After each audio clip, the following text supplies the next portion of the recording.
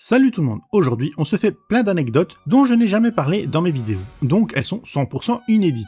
Il y aura aussi quelques petits ajouts d'infos sans prétention pour combler. Donc on commence par pourquoi Bonnie a disparu de K2000. La saison 2 démarre avec un double épisode, comme la saison précédente. On découvre aussi un nouveau générique et surtout un changement qui n'a pas échappé aux fans. Bonnie Barstow a disparu. À sa place, on retrouve April Curtis, la nouvelle spécialiste de Kit. Dans la série, aucune véritable explication n'est donnée. En réalité, Patricia McPherson, l'actrice qui joue Bonnie, a quitté la série à la suite de désaccords avec la production. Plusieurs sources évoquent des problèmes de contrat ainsi qu'un conflit avec le producteur Robert Foster.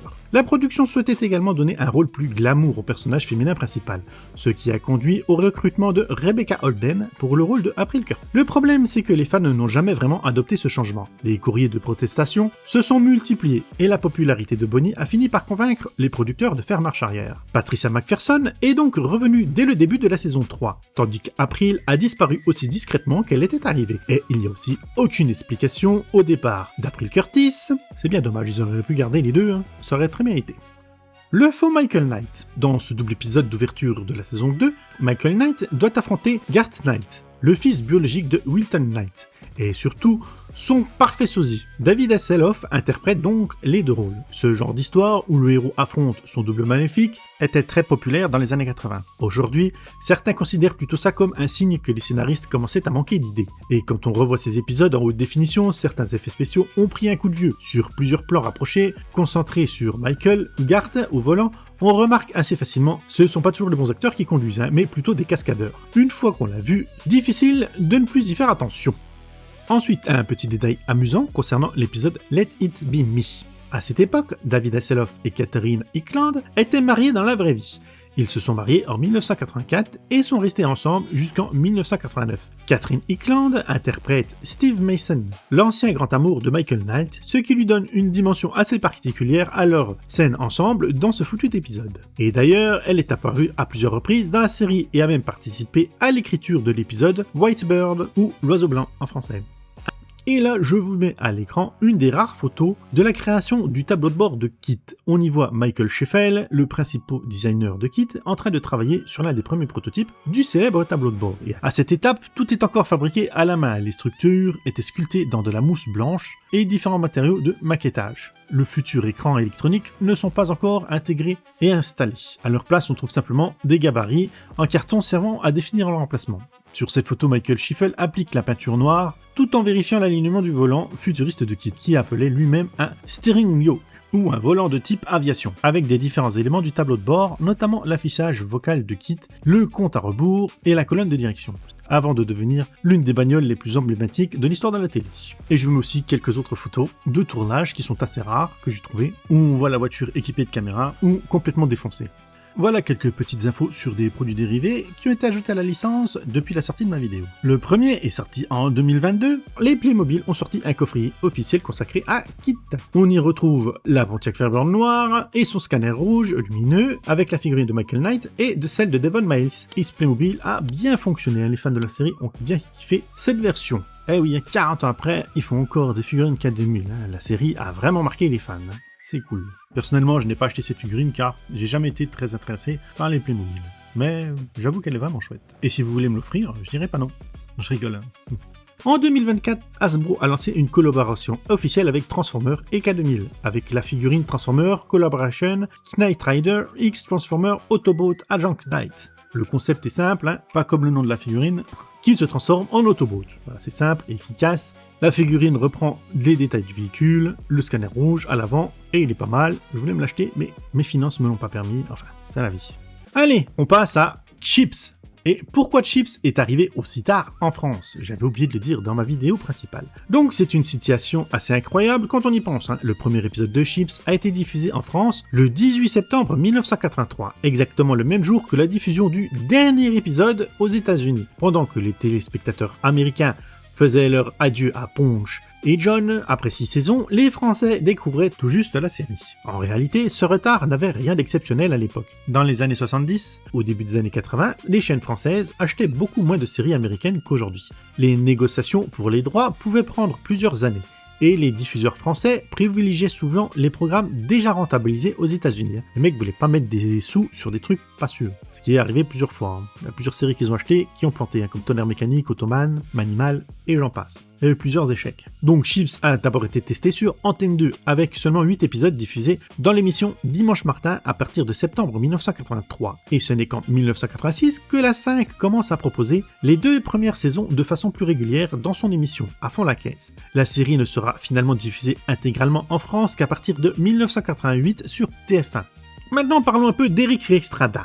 Pour beaucoup de gens, Eric Estrada reste à jamais l'officier Frank Poncherello dit Ponch. Pourtant, après la fin de la série, il a réellement porté un uniforme de police au fil des années et il a servi comme officier de réserve dans plusieurs services de police américains. Il a notamment participé à l'émission de télé-réalité Armed and Famous, où plusieurs célébrités recevaient une véritable formation policière avant de patrouiller sur le terrain. Par la suite, il a travaillé pendant plusieurs années dans une unité spécialisée dans la lutte contre les crimes commis contre les enfants sur Internet, au sein du programme Internet Crime Against Children, ICAC, dans le comté de Belford, en Virginie. Et à partir de 2016, il est également devenu officier de réserve à Saint Anthony, dans l'Ohio, où il a notamment effectué des patrouilles à moto, exactement comme à l'époque de Chips. Mais la différence cette fois, c'est que les contraventions n'étaient pas écrites dans un scénario, elles étaient bien réelles et ont bien fait mal au cul des contrevenants. Allez, on passe à Smallville. Tom Welling trouvait souvent Clark Kent un peu idiot. En regardant les commentaires audio des DVD de Smallville, on découvre pas mal d'anecdotes de tournage assez amusantes. L'une des plus connues concerne Tom Welling lui-même. D'après plusieurs membres de l'équipe et les commentaires enregistrés pour les DVD, il lui arrivait régulièrement de rigoler, de plaisanter sur son personnage en répétant « Clark est un idiot et il est tellement idiot ». Et il faut dire que pendant plusieurs saisons, Clark passait son temps à prendre les mauvaises décisions, à cacher ses sentiments ou à ne voir des choses pourtant évidentes. Tom Welling s'amusait souvent de certaines réactions de son personnage, même s'il restait très attaché au rôle.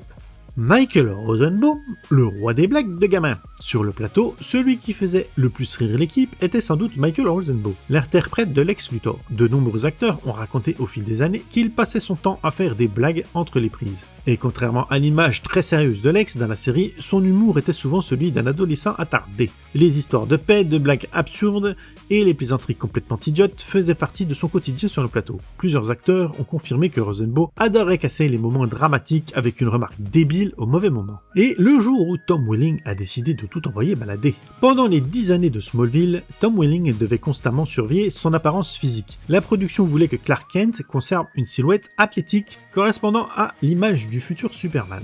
Et dans le podcast Talkville, animé par Tom Welling et Michael Rosenbaum, l'acteur a raconté qu'un été, il en avait eu assez de toutes ces contraintes. Il a décidé de manger absolument tout ce qu'il voulait, tout en continuant de s'entraîner intensivement avec un ami passionné de musculation. Résultat, il a pris beaucoup de volume et est revenu sur le tournage nettement plus massif que prévu. La production l'a rapidement convoqué pour une discussion. Tom Welling explique cependant qu'il n'était pas en surpoids, il avait simplement pris beaucoup de masse. Pendant quelques semaines, les scénaristes ont évité les scénarios où Clark devait apparaître torse nu, le temps qu'il retrouve progressivement son physique habituel. Ouais, les contrats sont très stricts sur les acteurs américains, Faut pas rigoler avec le poids de leur mascotte. On passe à l'histoire des deux Kara dans Smallville. Beaucoup de fans pensent que les producteurs ont changé d'actrice pour jouer Kara, mais ce n'est pas du tout ce qui s'est passé. Dans la saison 3 apparaît un personnage nommé Kara, interprété par Adrian Palinski. Mais ce n'est pas la véritable cousine de Clark. Cette Kara est en réalité une jeune femme créée par Jor-El afin de tester Clark et de lui faire passer une épreuve.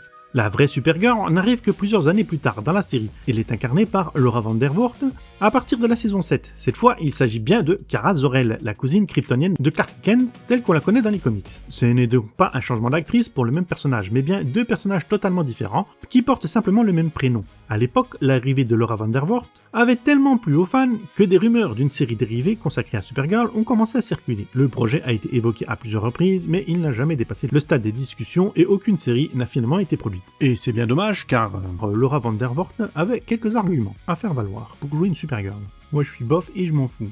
Cette fois, on part pour Starkey et Hutch. Donc, une question qui m'est revenue, c'est combien de Ford Torino avaient été utilisés dans Starkey et Hutch? On entend souvent dire qu'il y aurait eu des dizaines de Ford Torino détruites pendant le tournage de Starkey et Hutch, et en réalité, le nombre est beaucoup plus faible. Selon plusieurs spécialistes et collectionneurs qui étudient l'histoire des voitures de la série, seulement 6 Ford Grand Torino rouges et blanches auraient été utilisés de façon régulière pendant la production. On y retrouve deux modèles de 1974 utilisés au début de la série, 2 modèles de 1975, puis 2 Ford Gran Torino de 1976 qui serviront jusqu'à la fin de la série en 1979.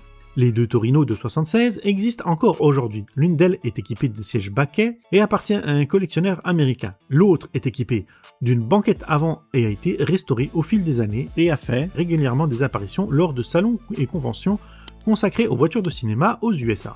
Une autre curiosité apparaît dans l'épisode Starkey et Hutch sont coupables.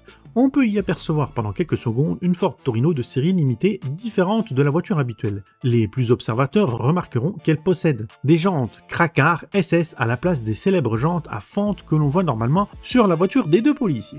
Voilà quelques petits ajouts que j'avais oubliés aussi. Une 5e saison était prévue. La série s'est arrêtée après 4 saisons et 92 épisodes, mais ce n'était pas forcément le plan de départ. Paul Michael Glaser a expliqué dans plusieurs interviews qu'il souhaitait quitter la série après 4 ans, et il estimait avoir fait le tour du personnage de Starsky, et voulait passer à autre chose, notamment à la réalisation.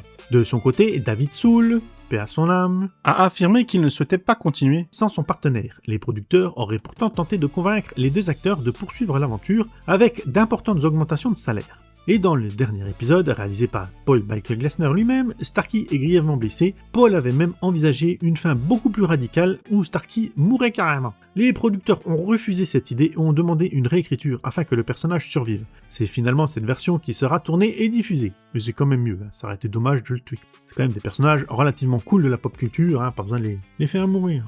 Et Starkey et Hutch a aussi eu une parodie dans Benny. Le succès était tel que la série a rapidement été parodiée un peu partout dans le monde. L'une des plus connues donc reste celle du célèbre humoriste britannique dans son émission avec son humour complètement déjanté. Et je vous mettrai en lien dans la description pour voir la version complète du sketch de Benny Hill, car tous les Benny Hill sont disponibles sur YouTube si vous ne le saviez pas. La série est entièrement sur YouTube. Et les voitures ont aussi été copiées dans des revues françaises. Lorsque Starkey et Hutch est arrivé en France, à la fin des années 70, la célèbre Ford Gran Torino rouge avec sa bande blanche devient immédiatement une icône. Le phénomène est tel que certains propriétaires de voitures sportives de l'époque décident de reproduire la décoration de la série sur leur propre véhicule. Plusieurs Ford Capri, aussi quelques Renault coupés préparés. Je vous mets quelques photos, c'est assez rigolo de voir la bande blanche sur une 2 chevaux ou sur d'autres bagnoles. Et je vous montre aussi la planche de Spirou Magazine où il parodie Starkey et Hutch.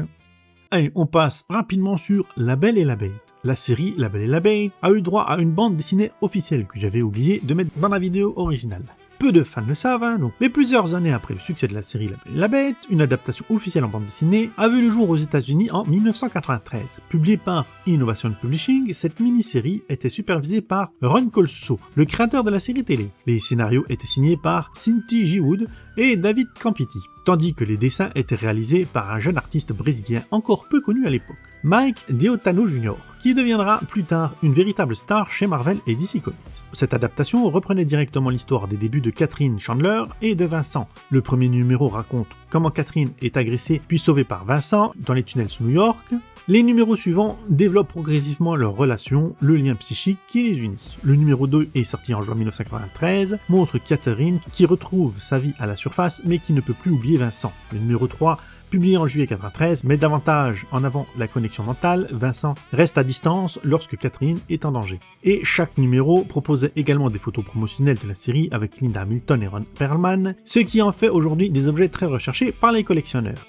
Maintenant, on va faire un peu de Buffy, mais avant, on va quand même avoir une petite pensée pour Anthony Stewart Head qui vient de décéder il n'y a pas très longtemps, Michelle Trachtenberg et Nicholas Brandon qui sont aussi décédés. Et bien moins connus du public, on a aussi perdu John Reiter, Robin Sachs et Carl Mentoy qui ont aussi eu des rôles dans la série. On va quand même rester sur une anecdote assez sombre quand même, qui concerne l'épisode Rouge Passion, diffusé en 2002. Ça reste l'un des épisodes les plus controversés de toute la série. On y voit Spike tenter d'agresser Buffy dans une scène qui a profondément marqué les fans.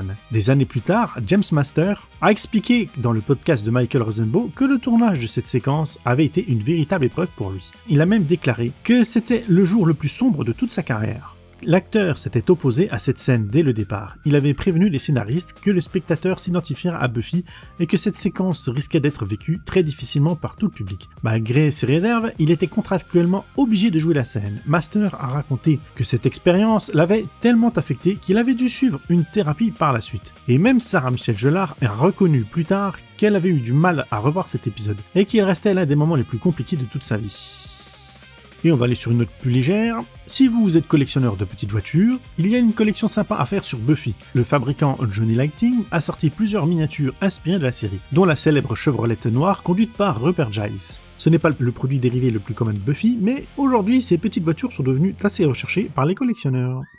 Allez hop, on part du côté de Code Lysa. Un petit détail amusant que beaucoup de gens ignorent, le générique de Code Lysa est en réalité la chanson Weird Science du groupe Oingo Boingo, écrite et chantée par Danny Elfman, qui servait déjà pour le film dont la série est tirée. À l'époque, son nom n'était pas encore aussi connu du grand public qu'aujourd'hui. Pourtant, il allait devenir quelques années plus tard le compositeur attribué de Tim Burton. On lui donne notamment les musiques de Batman, Édouard Romain d'Argent, L'étrange Noël de Monsieur Jack, Mars Attack, Sleepy Hollow ou encore Charlie et la chocolaterie. Autant dire que derrière le générique de cette sitcom se cachait déjà l'un des plus grands compositeurs d'Hollywood. Maintenant on fait un tour par l'agence Tourisque. Le succès de la série était tellement énorme qu'Universal Studios Hollywood lui avait consacré son propre spectacle de cascade. À partir de 1984, les visiteurs pouvaient assister à un véritable show inspiré de l'agence Tourisque, avec explosions, poursuites en voiture, fusillades et cascades en direct. Le spectacle avait connu plusieurs versions au fil des années. Pendant un temps, il a même été remplacé par un spectacle mettant en scène Eddie Murphy à l'époque où la star enchaînait les succès au cinéma. Et pour beaucoup de visiteurs des années 80, ce spectacle reste l'un des souvenirs les plus marquants de Universal Studios. Et la version française de l'agence Tourisque a également laissé quelques souvenirs aux téléspectateurs. Si Futé, Barracuda et Looping ont conservé leur surnom dans la VF, les dialogues français prenaient souvent plus de liberté que la version originale. Certaines répliques ont été adaptées, raccourcies ou modifiées afin de mieux correspondre à l'humour français de l'époque. Résultat, certains personnages ont parfois une personnalité légèrement différente selon qu'on regarde la série en français ou en version originale. C'est l'une des raisons pour laquelle beaucoup de fans redécouvrent encore aujourd'hui certaines scènes sous un angle totalement différent lorsqu'ils passent à la version originale. Et maintenant, on part en route vers Earl. Jason Lee n'avait pas le droit de faire du skateboard pendant tout le tournage de la série. Avant de devenir l'inoubliable Earl Hickey, Jason Lee était déjà une véritable légende du skateboard professionnel dans les années 80-90. Il était même considéré comme l'un des skateurs les plus influents de sa génération. Du coup, pendant le tournage de la série Earl, la production ne prenait aucun risque. Jason Lee n'était pas autorisé à faire du skateboard pendant les périodes de tournage. Comme pour beaucoup d'acteurs principaux de séries télévisées, son contrat comportait des restrictions concernant les activités pouvant entraîner des blessures. L'objectif était simple, éviter qu'une chute ou une fracture ne vienne interrompre la production. Quand on sait qu'une saison complète comptait plus de 20 épisodes et mobilisait des centaines de personnes, on comprend pourquoi les producteurs préféraient garder leur acteur principal loin des rampes et des skateparks. Même si les détails exacts de son contrat n'ont jamais été rendus publics, Jason Lee a lui-même confirmé à plusieurs reprises que la production surveillait de très près ce genre d'activité à risque pendant les tournages. Allez, un petit tour en prison avec Prison Break. Autre coïncidence assez amusante, plusieurs acteurs principaux de la série partagent la même date d'anniversaire. Par exemple, Wentworth Miller et Armory Nolasco sont tous les deux nés le 2 juin, même s'ils ne sont évidemment pas nés de la même année. Concernant la fin de la série, un mystère reste entier. Après les événements de la saison 5, il n'est jamais clairement confirmé si Jacob Anton Nice, le mari de Sarah, a survécu à sa rencontre avec T-Bag. Les scénaristes ont volontairement laissé la porte ouverte, ce qui alimente encore les discussions entre fans aujourd'hui. Allez, maintenant on remonte le temps et l'espace avec une anecdote sur Buck Rogers, qui revient souvent lorsqu'on parle de Buck Rogers et de Star Wars. Au début des années 70, George Lucas cherchait à réaliser un grand film de science-fiction inspiré des serials de son enfance, comme Flash Gordon ou Buck Rogers. Il a effectivement tenté d'obtenir les droits de Flash Gordon, mais les négociations n'ont pas abouti. Et contrairement à une idée très répandue sur internet, rien ne prouve qu'il ait tenté d'acquérir les droits de Buck Rogers. Ce qui est confirmé en revanche, c'est que l'échec des discussions autour de Flash Gordon l'a poussé à créer son propre univers. Cet univers deviendra quelques années plus tard Star Wars. Autre anecdote méconnue, dans les années 80, la société TSR, célèbre pour Donjons et Dragons, possédait également la licence Buck Rogers. La dirigeante Lorraine Williams détenait personnellement les droits liés à cette franchise et a fortement encouragé TSR à publier des jeux et à produire des dérivés basés sur la série. Maintenant, on part pour le comté de Hazard avec Shérif Fais-moi peur. Le Général Lee est sans doute l'une des voitures les plus célèbres de l'histoire de la télévision. L'un de ses exploits les plus impressionnants a eu lieu pendant le tournage de la série lorsqu'une Dodge Charger a réalisé un saut de plus de 46 mètres. Ce record est longtemps resté l'un des plus grands sauts réalisés par une voiture pour une série télévisée. À l'époque, tout était réalisé pour de vrai. Pas d'image de synthèse, pas d'effet numérique. Les cascadeurs lançaient réellement des voitures en l'air, ce qui explique pourquoi des centaines de Dodge Charger ont été détruites durant la production. Et ça a été un gouffre en voiture, cette série. Si vous voulez le savoir, allez voir la vidéo. Et maintenant on part pour un super-héros dans sa jeunesse, Superboy. Donc la diffusion française de Superboy a connu quelques problèmes. Le 3 janvier 1991, TF1 diffuse un épisode dans le Club Dorothée dans lequel Lana Lang est torturée. Le contenu est jugé inadapté pour une émission destinée à la jeunesse. L'affaire va suffisamment loin pour que le CSA condamne officiellement TF1. Un communiqué sera même diffusé à l'antenne le 28 mai 1991 afin d'informer les téléspectateurs de cette décision. Autre particularité peu connue, la saison 3 et 4 de Superboy n'ont jamais été diffusées en France. Les téléspectateurs français n'ont donc vu qu'une partie des aventures du jeune Superman. Les 2 dernières saisons sont donc totalement inédites chez nous, je ne sais même pas si on les trouve en sous-titré, à vérifier. Voilà pour cette vidéo d'anecdotes courtes, j'en ferai d'autres quand j'en aurai assez sous le coude à vous donner et à vous raconter. Dites-moi vous vos anecdotes les moins connues sur les séries, je sais jamais, vous pourrez m'inspirer et je les mettrai peut-être dans une autre vidéo. À vous de m'informer et de me donner des idées. Sinon, abonnez-vous comme d'habitude, partagez, mettez les pouces, soutenez-moi, j'en ai bien besoin. J'ai mis cette vidéo sur ma chaîne secondaire pour lui donner un coup de boost parce que j'ai besoin de remonétiser mes 2 chaînes. Donc si vous voulez m'aider, regardez-la, partagez-la à fond, ça va m'aider à remonter la pente pour les problèmes que j'ai eu cette année. Et pensez au Tipeee, comme ça m'éviterait d'être dépendant de YouTube, ce serait extrêmement gentil. Et sinon, moi je vous dis à plus Au pour revoir. une autre vidéo. Bye bye.